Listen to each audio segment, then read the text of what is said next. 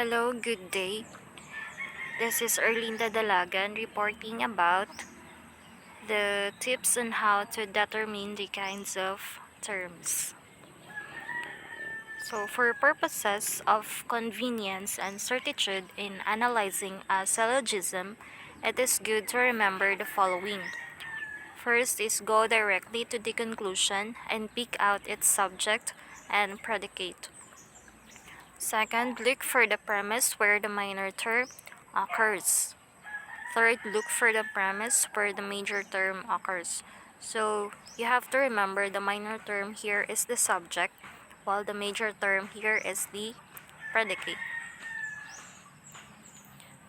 So let's proceed to the principles of categorical syllogism. These principles are also called supreme principles of knowledge or supreme metaphysical principles of knowledge. These principles are indispensable in the issues of truth and validity in syllogism so as to arrive at correct thinking. So in logic, the so-called logical validity does not depend on the um, content of the argument, but on the form of the argument. So this means that there can be a true but invalid argument. And on the contrary, there can also be a valid but false argument. So here is an example. Some animals are two-legged. All people are animals. Therefore, all people are two-legged. This is a true argument. However, this is invalid because this violates rule number 3 of the categorical syllogistic rules. So, according to rule number 3 of the categorical syllogistic rules, the middle term of the argument must be distributed at least once in the given example. So, the middle term here is the animals.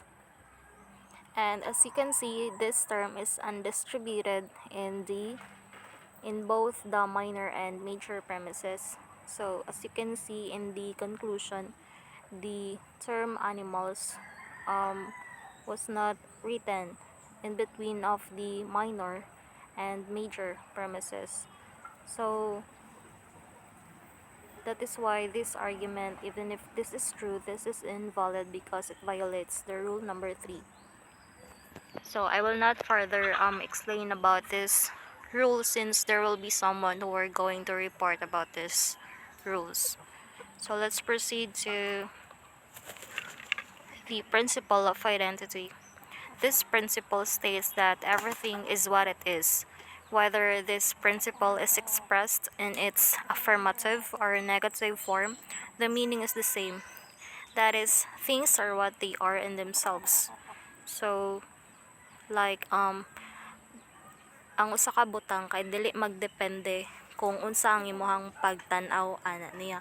Like, dili na siya mausab or the physical identity or the identity of that thing will not change just because of what you look at that thing.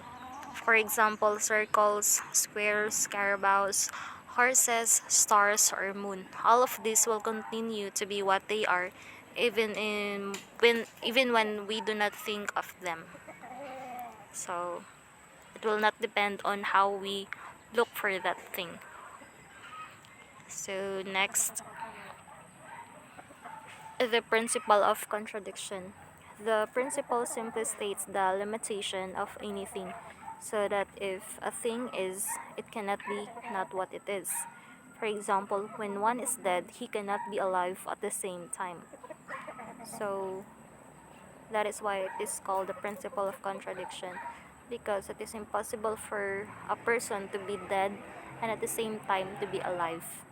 Another is we cannot speak of a circle which is at the same time a square or a triangle. Next is we cannot speak of a carabao which is at the same time a dog.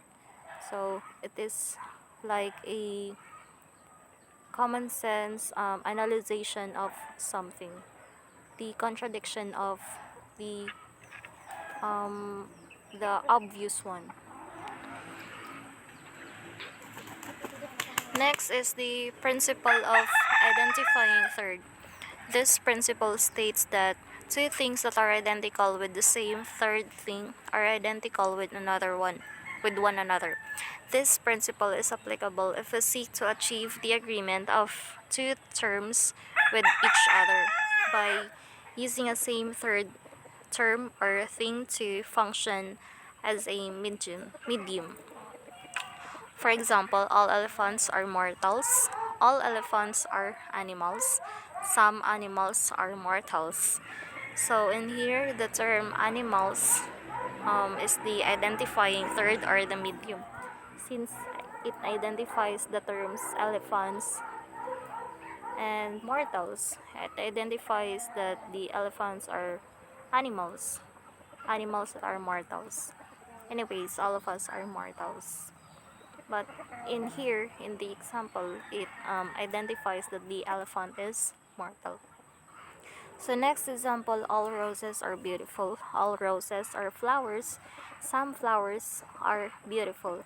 So the identifying third or the medium in here is the flowers, since it identifies the roses that are beautiful flowers. So in the principle of identifying third, the third or the medium thing will be used to identify the other terms or to agree with the other terms. So there is an agreement of two terms with each other. So next, the principle of separating third. It states that two things of which the one is identical with the same third thing, but the other of which is not, are not identical with one another. For example, all angels are spiritual beings. No men are angels. No men are spiritual beings. In the foregoing example, the term angels is the separating third because through this term, the terms men and spiritual beings have been non-identified or they have been separated. Alright, as what I have understand about this, the term angels separates is the separating third because the term men and spiritual beings have been not non-identified or they have been separated because we do not know if all angels are men or all men are spiritual beings. There is a there is no valid, or there is no what do you call this? There is no um evidence, evidence that all angels are men and all men are spiritual beings. That's why it separates the term angel separates these two terms. So this is what I have understand about this principle of separating third.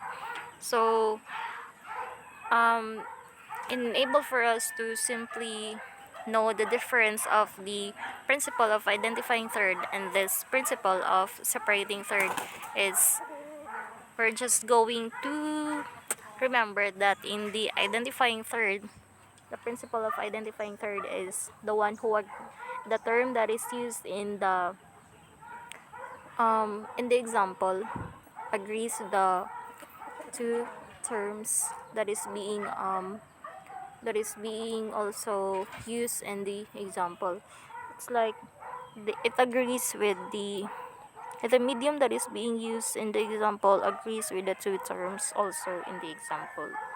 While in the principle of separating terms, so third in the term that is being used in here separates the two terms that is also used in the example.